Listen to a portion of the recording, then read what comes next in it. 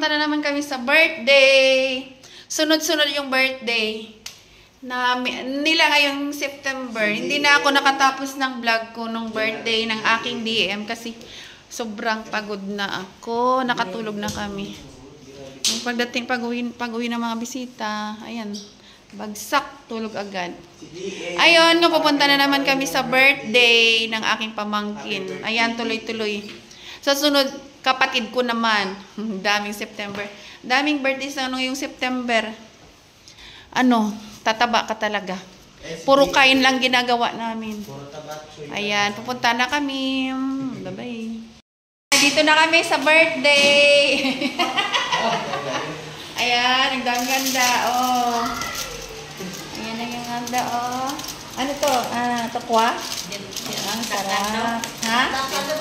Dinakdakan daw. Dinakdakan. Oh, chicken. Oh.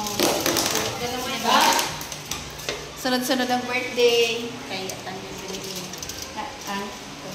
Okay. Ayan. Dito na kami sa aking, bahay ng kapatid ko.